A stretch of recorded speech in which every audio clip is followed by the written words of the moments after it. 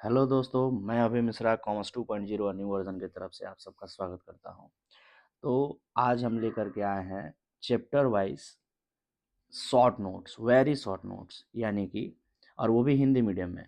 यानी कि हर चैप्टर के जो इम्पोर्टेंट टॉपिक्स हो सकते हैं, उन इम्पोर्टेंट टॉपिक्स में खास करके कुछ गिने चुने टॉपिक जहाँ से कि सवाल आने की संभावनाएं एग्जामिनेशन में रहती हैं, तो वो सब टॉपिक उठा करके और एकदम शॉर्ट में, जितना शॉर्ट में हो सकता है, टू द पॉइंट, कम से कम शब्दों में, कम से कम वाक सेंटेंसेस में, कम से कम समय में चैप्टर को ख़त्म किया जा सके, उसके लिए हम शॉर्ट नोट्स लेकर के आए हैं। तो चलिए शुरू करते हैं। पहले फ़िलहाल एक चैप्टर केवल करेंगे हम लोग, नॉट फॉर प्रॉफिट ऑर्गेनाइजेशन, गैर लाभकारी संगठनों का लेखांकन। अगर आप लोग का रिस्पॉन्स सही हुआ तो आप लोग कहेंगे तो इसके बाद के चैप्टर्स जो हैं, बाकी सारे चैप्टर्स भी फटाफट, सारे के सारे चैप्टर, पूरे किताब के चैप्टर्स बहुत कम समय में कराए जा सकते हैं।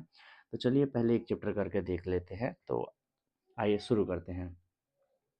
सबसे पहले है सबसे पहले यहाँ पर हम देखेंगे, पहला चैप्टर है गैर लाभकारी संस्थाओं का लेखांकन। तो क्या होता है गैर लाभकारी संस्थाएं, क्या होती हैं गैर लाभकारी संस्थाएं? आइए सबसे पहले हम इनके बारे में जान लेते हैं कि इनका अर्थ क्या होता है। तो सबसे पहले इनका हम अर्थ सीखते हैं। तो अर्थ लिखा हुआ है उन, क्या होता है गैर लाभकारी संस्थाओं का लेखांकन, मतलब कि गैर लाभकारी संस्थाएं यानी एनपीओ होते क्या है, उन संस्थाओं को संदर्भित करता है। यानी कि गैर लाभकारी संस्थाएं उन संस्थाओं को संदर्भित करता है जो सदस्यों या समाज को सेवाएं प्रदान करते हैं और दान, धर्म, शिक्षा, कला आदि के प्रचार के लिए काम करते हैं। क्लियर है बात?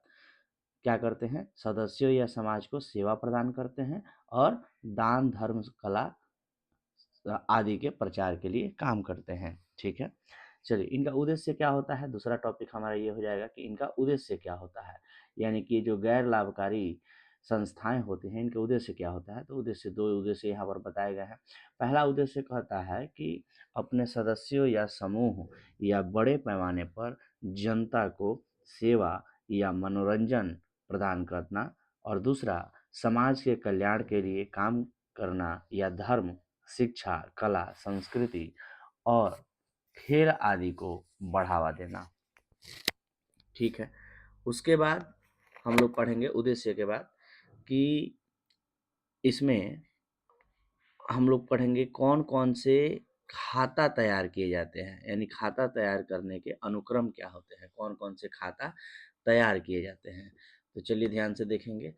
तो आप लोगों ने पढ़ा होगा एनपीओ में हम लोग कौन कौन सा खाता बनाते हैं। तो सबसे पहला होता है प्राप्ति एवं भुगतान खाता, जिसको रिसिप्ट एंड पेमेंट अकाउंट कहते हैं। उसके बाद होता है कोष आधारित लेखांकन, यानी कि आपने फंड बेस अकाउंटिंग के बारे में सुना होगा, वो होता है। उसके बाद हम सभी पढ़ते हैं अंशदान या दान या उपभोगजन्य वस्तुओं आदि का उपचार, मतलब कि जो भी सब्सक्रिप्शन वगैरह होता है, या यूँ कह लीजिए तो कंज्यूमेबल गुड्स होता है, उनके हम लोग पढ़ते हैं। उनके हम लोग पढ़ते हैं कैलकुलेशंस कैसे किए जाते हैं। उसके बाद आय तथा व्यय खाता यानी इनकम एंड एक्सपेंडिचर अकाउंट के बारे में पढ़ते हैं, और फिर बैलेंस शीट के बारे में पढ़ते हैं। क्लियर है बात? तो चलिए एक एक करके हम लोग जान लेते हैं फटाफट। तो सबसे पहले हम लोग आ जाएंगे प्राप्ति एवं भुगतान खाता के बारे में। तो देखिए प्राप्ति एवं भुगतान खाता क्या होता है। लिखा हुआ है कि प्राप्ति एवं भुगतान खाता रोकड़ बही की तरह ही बनाया जाता है। रोकड़ और बैंक लेन देनों का सारांश होता है। ये देखिए एकदम जो भी पॉइंट लिखा हुआ है, छोटा छोटा पॉइंट, ये सब पॉइंट्स इंपॉर्टेंट हैं। एक एक पॉइंट इंपॉर्टेंट है आपके लिए। एग्जामिनेशन में, फाउंडेशन में ये सारे के सारे पॉइंट्स पूछे जा सकते हैं।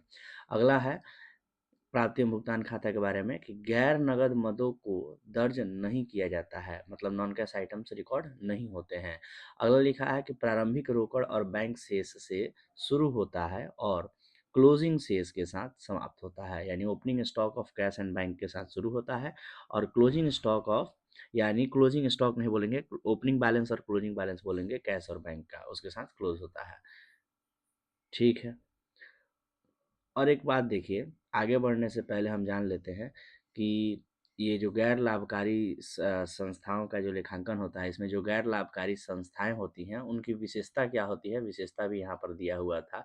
हम लोगों ने गैर लाभकारी संस्थाओं का अर्थ तो जाना, उद्देश्य भी जाना, ये विशेषता भी जान लेते हैं, 2-3 पॉइंट लिखा हुआ है। मुख्य उद्देश्य क्या है? सेवा प्रदान करना इसका मुख्य उद्देश्य है और अपनी अलग कानूनी पहचान बनाना भी इसका मुख्य उद्देश्य होता है और एक व्यक्ति या व्यक्तियों के समूह में स्वामित्व में होते हैं।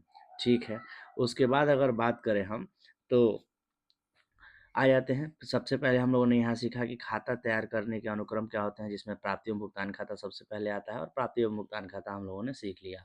उसके बाद किसकी बारी आती है? कोष आधारित लेखांकन की। तो क्या होता है कोष आधारित लेखांकन? यानी फंड बेस अकाउंटिंग क्या होता है, ये यहाँ पर पढ़ लेते हैं फंड बेस अकाउंटिंग के बारे में। कहता है कि कोष आधारित लेखांकन बुक कीपिंग की एक तकनीक है, यानी बुक कीपिंग की एक तकनीक है जिसके तहत एक विशिष्ट उद्देश्य के लिए प्रत्येक फंड के लिए संपत्ति, देनदारियों, आय और व्यय के अलग-अलग स्व-संतुलन सेट को बनाए रख रखा जाता है। फंड बेस अकाउंटिंग एक तरह का अलग तरह का टेक्निक है जिसमें अलग-अलग फंड के लिए, अलग-अलग उद्देश्यों के लिए अलग-अलग तरह के फंड इकट्ठा किए जाते हैं, ठीक है? और उन सब का अलग-अलग हम लोग क्या करते हैं, अकाउंटिंग करते हैं। इस तरह के अकाउंटिंग को, इस तरह के लेखांकन को कोष आधारित लेखांकन यानी फंड बेस अकाउंटिंग कहते हैं, ठीक है? आगे अगर बात करें हम तो इसमें जो भी हम लोग पढ़ते हैं कोष आधारित लेखांकन के बाद देखिए अगला क्या था, अंशदान, दान, उपभोग यानी वस्तु आदि का उपचार। तो जो भी चीज़ें हैं सबसे पहले इनमें आगे कुछ भी पढ़ने से पहले हम ये भी जान लेते हैं कि जो एनपीओ होते हैं इनमें जो फंड्स होते हैं उनके प्रकार कौन-कौन से हो सकते हैं, यानी कि सोर्सेज कौन-कौन से हो सकते हैं। ठीक है, तो राजस्व कोष, उसके बाद प्रतिबंधित निधि हो सकता है, अप्रतिबंधित फंड भी हो सकता है, विशिष्ट कोष भी हो सकता है, बंदोबस्ती कोष भी हो सकता है, फिक्स्ड एसेट फंड हो सकता है, ऋण निधि फंड हो सकता है, वार्षिकी निधि हो सकता है। मतलब इतने तरह के सोर्सेज बता रहे हैं, सोर्सेज ऑफ फंड आप आपसे पूछा जा सकता है। ठीक है, आगे बढ़ते हैं और हम लोग जानते हैं अ, आगे बढ़ते हैं और जानते हैं आय एवं व्यय खाता पढ़ने से पहले हम लोग पढ़ लेते हैं थोड़ा सा सब्सक्रिप्शन से रिलेटेड कैलकुलेशन आ सकता है।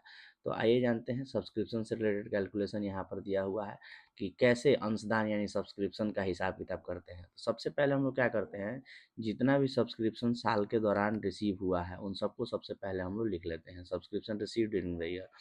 उसके बाद आउटस्टैंडिंग सब्सक्रिप्शन जो करंट ईयर का होता है, मतलब क्लोजिंग का होता है, जो क्लोजिंग वाला होता है उसको क्या कर दिया जाता है, उसको ऐड कर दिया जाता है। उसके बाद एडवांस अगर पिछले साल का हो, प्रीवियस ईयर का एडवांस हो या करंट ईयर में ओपनिंग डेट को कोई एडवांस दिया हो तो उसको भी ऐड कर दिया जाता है, ठीक है। उसके बाद प्रीवियस ईयर का कोई आउटस्टैंडिंग हो या फिर कह लीजिए इसको हम लोग ऐसे भी बोल सकते हैं कि करंट ईयर का कोई ओपनिंग डेट को कोई आउटस्टैंडिंग हो तो उसको लेस कर देंगे और करंट ईयर के लास्ट में क्लोजिंग में, करंट ईयर के क्लोजिंग में अगर कोई एडवांस हो तो उसको भी क्या कर देंगे, लेस कर देंगे। और इस तरह से जो फिगर लास्ट में निकल करके आएगा, जो भी फिगर लास्ट में ये निकल करके आएगा इसी को हम लोग क्या करते हैं, इनकम एंड एक्सपेंडिचर अकाउंट के क्रेडिट साइड में दिखा देते हैं, ठीक है, क्रेडिट साइड में दिखा देते हैं। चलिए आगे बढ़ते हैं और जान लेते हैं आय व्यय खाता के बारे में, इनकम एंड एक्सपेंडिचर अकाउंट के बारे में। तो आय व्यय खाता एक नामात्र खाता है। राजस्व व्यय को डेबिट पक्ष में दर्ज किया जाता है, यानी रेवेन्यू नेचर के आइटम जो होते हैं और एक्सपेंडिचर्स जो होते हैं उनको डेबिट साइड में लिखते हैं और जो रेवेन्यू नेचर के इनकम्स होते हैं उनको क्रेडिट साइड में लिखते हैं। क्लियर है बात? आगे कहता है कि पूंजीगत प्रकृति की वस्तुओं को दर्ज नहीं किया जाता है, यानी कैपिटल नेचर वाले आइटम रिकॉर्ड नहीं होते हैं। एंड आगे लिखा है कि वर्ष के अंत में शेष राशि अधिशेष या घाटे को का प्रतिनिधित्व करती है, यानी जो भी लास्ट में बचता है उसे हम लोग या तो सरप्लस कहते हैं या डेफिसिट कहते हैं। क्लियर है बात? इतनी ही बातें थी। आगे बढ़ते हैं वित्तीय स्थिति विवरण, लास्ट टॉपिक हमारा है इस चैप्टर का, बैलेंस शीट के बारे में, वित्तीय स्थिति विवरण के बारे में। तो देखिए संपत्ति, देनदारियों और पूंजीगत निधि को दर्शाता है। इसे उसी तरह से तैयार किया जाता है जैसे किसी व्यावसायिक फर्म के लिए, ठीक है। बैलेंस शीट सेम वैसे ही बनता है जैसे आप लोगों ने सोल ट्रेड या पार्टनरशिप में पढ़ा हुआ है। उसके बाद कहता है इसे आय और व्यय खाते के बाद तैयार किया जाता है। Yes, income and expenditure account जब बन जाता है अच्छे से देन बैलेंस शीट बनाया जाता है। और लास्ट पॉइंट कहता है कि आय और व्यय खाते में किसी भी अधिशेष या घाटे को पूंजीगत निधि में हस्तांतरित कर दिया जाता है, जहां पूंजीगत निधि बराबर होता है कुल संपत्ति माइनस कुल देयता है। ये वेरी इंपॉर्टेंट है। कैपिटल फंड बराबर होता है total asset minus total liability, ये भी निकाला जाता है बैलेंस शीट बनाते समय। तो ये था, आप देखेंगे शॉर्ट नोट था काफ़ी एनपीओ से रिलेटेड। इसमें जितने भी पॉइंट्स आप देख रहे हैं एकदम शॉर्ट पॉइंट है, ऑब्जेक्टिव पॉइंट ऑफ व्यू से काफ़ी इंपॉर्टेंट है या थ्योरी पॉइंट ऑफ व्यू से भी। हाँ, प्रैक्टिकल के लिए आपको थोड़े से और इसमें सीखने पड़ेंगे, बट थ्योरी के लिए शॉर्ट आंसर्स के लिए और ऑब्जेक्टिव के लिए ये काफ़ी very short answer type question हो सकते हैं। या यूँ कहें तो लास्ट मिनट जो व्यू देखना होता है, लास्ट मिनट में एक बार सारे टॉपिक देखना होता है, उस तरह से भी हम इसको ले सकते हैं। तो इस वीडियो को पूरा का ज़रूर देखें, अपने दोस्तों को भी शेयर करें, जान पहचान में जो भी बच्चे हैं जिनका एग्ज़ाम है 12th का, इस तरह के वीडियो को शेयर करें। और आप चाहते हैं कि हर चैप्टर का कम से कम समय में 5-5 मिनट में, 10-10 मिनट में सारे चैप्टर रिवाइज़ हो जाएँ, एकदम शॉर्ट पॉइंट में एग्ज़ामिनेशन लास्ट मिनट जो बोलते हैं, लास्ट व्यू जो बोलते हैं, तो आप कहेंगे अगर कमेंट में तो वो सारी चीज़ें भी बता दी जाएँगी। सारे चैप्टर्स करा दिए जाएँगे कम से कम समय में। तो देखते रहिए, धन्यवाद।